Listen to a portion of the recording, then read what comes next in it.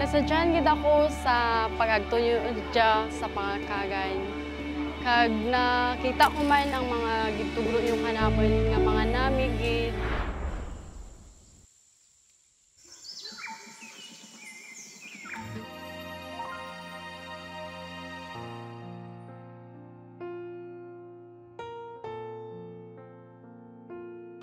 Kag gusto gid namin nga nagagtuwid kamo dya, welcome gid kami sa pag-abot man ninyo.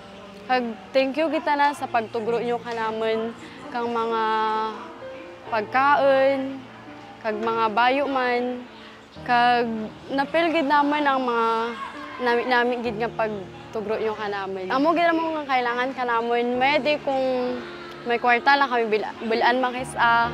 Kag amo gid ang number 1 nga duduro kita na salamat kay ninyo sa pag-agto ninyo dya. Ay kag sara paraan rayo di diyang banwa, pira pang pamasahe nga mag-abot didto. Amo gid tanara nga wala gid kami kamaan nga mag-agto man kamo dya. Duro kita na nga salamat.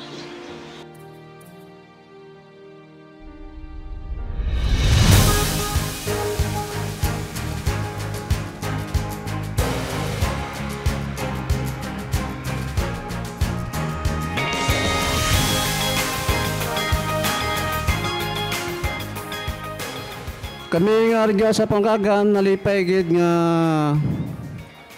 first time nga ginhimo kano nila diri sa atong barangay.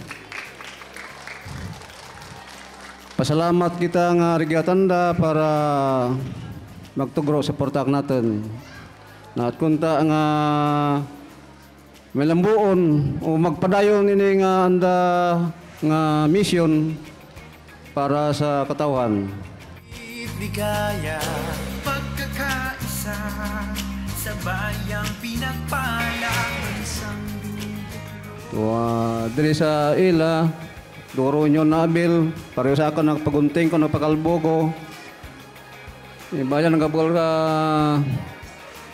ng bagas o ano dyan, nakayad kang cellphone, nagpa-ID, libre.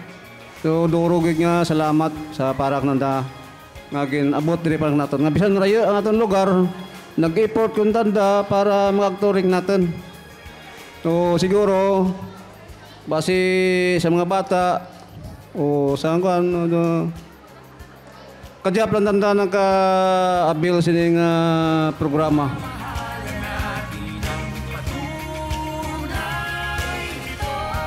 Nagpapasalamat po kami sa Panginoon na kahit sa pinakamaliit na bahagi ay nakaganap po kami na aming tungkulin.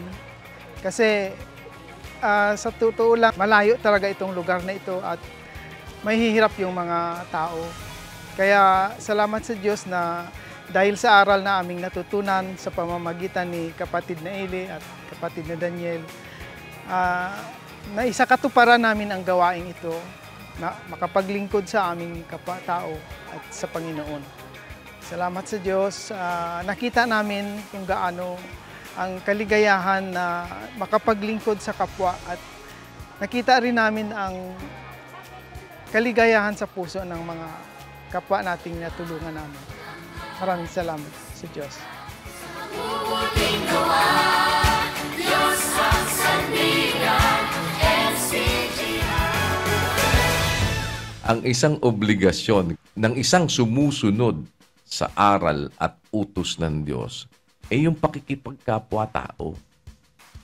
Tama po. Kagaya ng Samaritano, sa paglalakbay, hindi dapat mawala ang pakikipagkapwa-tao.